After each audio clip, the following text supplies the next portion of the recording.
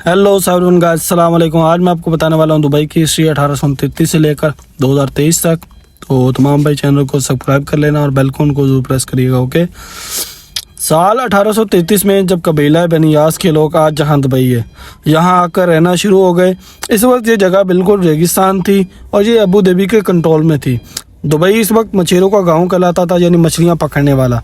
1894 में कुछ ताजर दुबई में बसना शुरू हो गए क्योंकि यहाँ ताजरों पर टैक्स बहुत कम था, मगर दुबई में अभी भी मछली पकड़ने के अलावा कोई ख़ास काम नहीं होता था। 1912 में दुबई की हुक्मरानी शेख सईद बिन मखदूम के पास आ गई और उन्हीं को दुबई का फाउंडर भी समझा जाता था। उस वक्त दुबई में पर्ल इंडस्ट्री यानी मोती ढूंढने का काम अरूज पर था। दुबई की इकॉनमी इस काम से आगे बढ़ रही थी, लेकिन दुबई अभी भी एक गाँव ही कहलाता था। ये 1958 की बात है जब दुबई के हुक्मरान शेख राशिद बिन सईद मखदूम बन गए।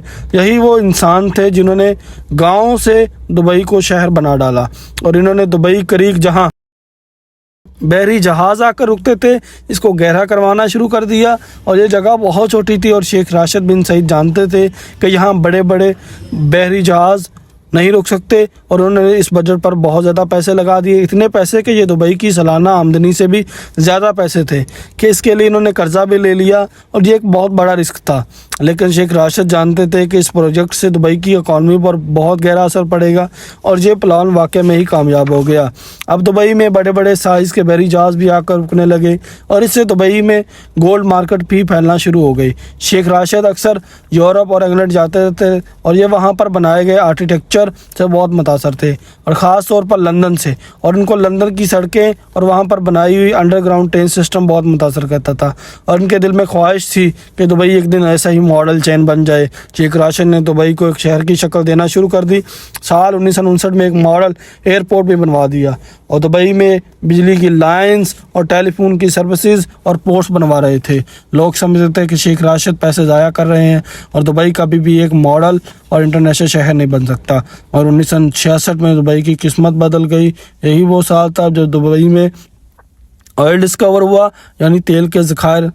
लेकिन यहाँ तेल के इतने ज़खायर नहीं थे और शेख राशिद ने बहुत ही अक्लमंदी से इस बात को समझा कि दुबई सिर्फ ऑयल पर डिपेंड नहीं रह सकता।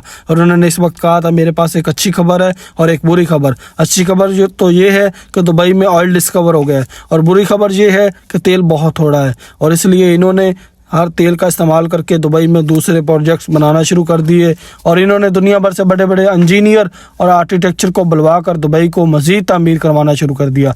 जैसे कि 1979 में दुबई में एक ऊंची बिल्डिंग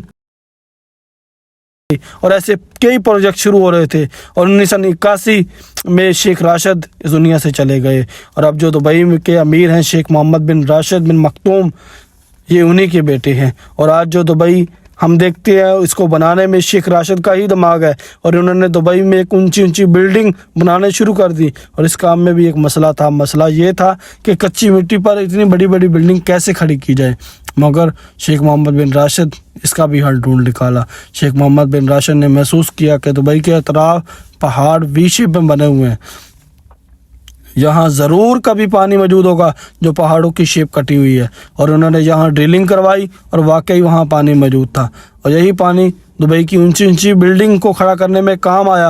और बाकी अरब ममालिक तेल की बदौलत पर अपना मुल्क चलाते हैं और वही शेख मोहम्मद बिन राशिद जानते थे कि दुबई को तेल पर ज़िंदा नहीं रखा जा सकता।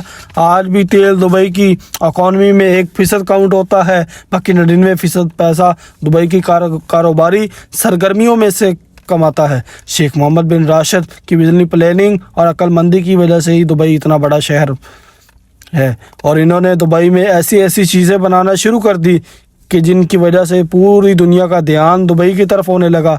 जैसे कि दुबई की सबसे ऊंची इमारत बुर्ज खलीफा और सबसे बड़ा होटल आलीशान बुर्जुल अरब और दुनिया के बड़े बड़े मॉल में से एक दुबई मॉल, आलीशान होटल और आर्टिफिशियल आइलैंड और दुबई एयरलाइन, एमिरेट्स एयरलाइन। और ये दुनिया की बेहतरीन एयरलाइनों में से एक एयरलाइन है।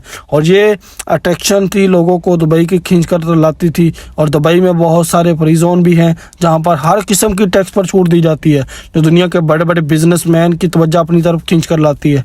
और ये फ्री जोन दुबई की इकॉनमी का 20% हिस्सा बनते हैं। اور یہاں تقریباً 1.5 کروڑ کے قریب لوگ نوکری کرتے ہیں۔ دبئی میں آج بھی 80% کے قریب وہ لوگ ہیں جو باقی ملکوں میں سے آ کر ادھر دبئی میں سیٹلڈ ہے، اور آج دبئی میں وہ لوگ بھی ہیں جو یہاں محنت کر کے اپنے پیاروں کو پیسے بھیجتے ہیں، اور وہ لوگ بھی ہیں جن کے پاس بہت سارا پیسہ ہے، اور دبئی میں ہر وہ سہولت موجود ہے جو دنیا کے بڑے بڑے ملینز اور بلینز کو اپنی طرف کھینچ کر لاتی ہے۔